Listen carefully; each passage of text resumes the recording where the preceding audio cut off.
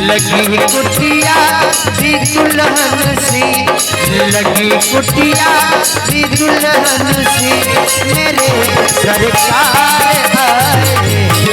लगी कुटिया भी दुल्हन सी, मेरे सरकार आए हैं। सजा दो हरी को गुलशन सा, मेरे सरकार आए हैं। सजा दो हरे के गुलशन सा, मेरे सरकार आए हैं।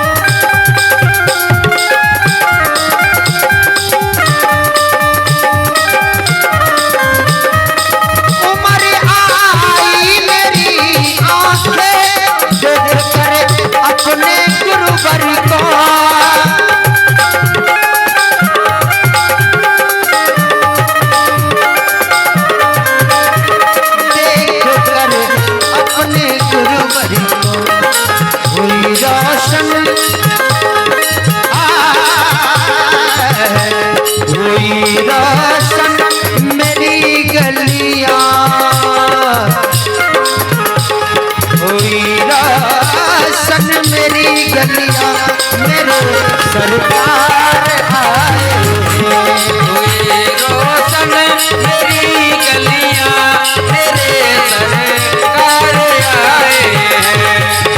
रोशन मेरी गलियां, मेरे सरकार आए हुए गलियां मेरी रोशन, मेरे सरकार आए हैं। सजा दो हरी को गुलशन सा, मेरे सरकार आए। सजा दो घर के गुलशन सा, मेरे सरकार आए हैं। बोलिए प्रेम से गुरु महाराज की जय। और ये वामिका का बाबा राम किशोर राय के सौजन्य से 11 रुपए का दान आया है। बहुत बहुत धन्यवाद, बहुत बहुत धन्यवाद। आइए, हमारी चर्चा हो रही थी, थोड़ा आप लोग शांति बना के बैठिए, इधर ध्यान दीजिएगा। छोटकी रानी कोप भवन में जाकर के जार बेजार रो रही है कि रही ना ऐसना जवानी, एक दिन उतरी मुँह के पानी, असली छोड़ के कहे नकली में लिपटा ई माया में भू लाइन बा।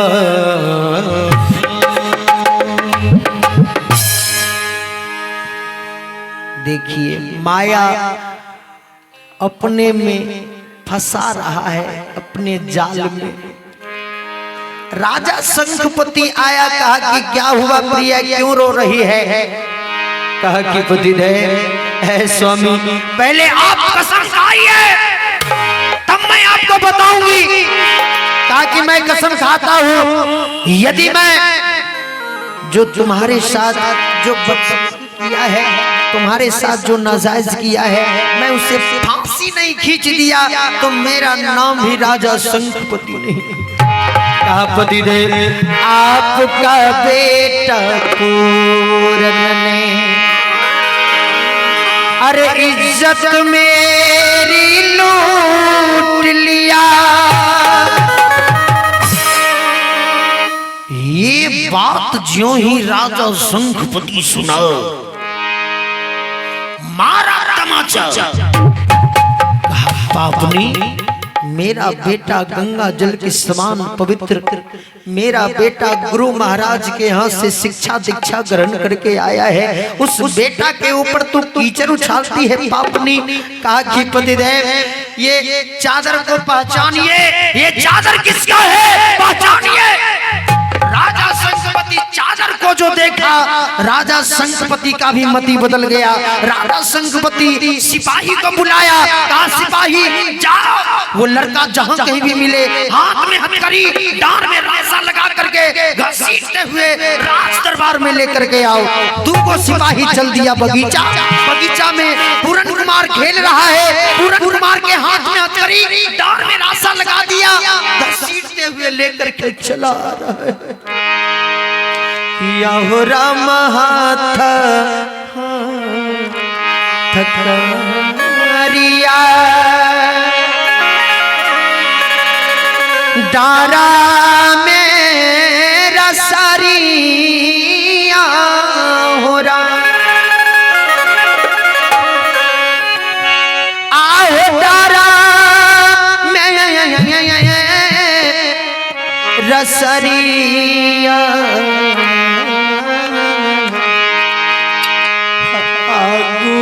पाछू सिपाही ने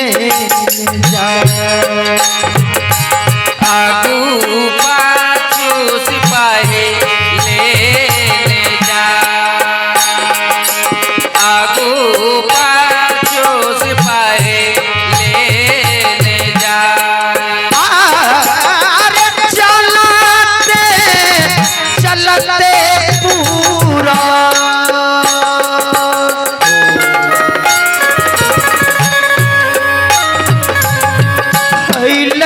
राजा नदी का बावरा,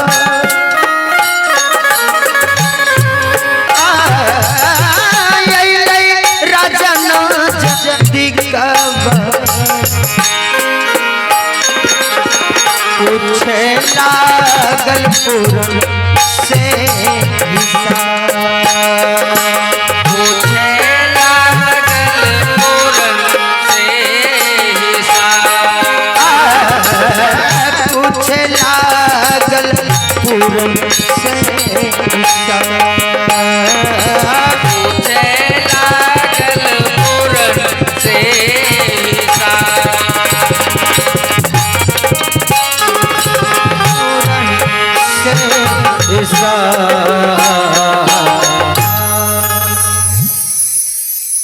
घसीटते हुए राज दरबार में लाया, पूरन कुमार को पटक दिया।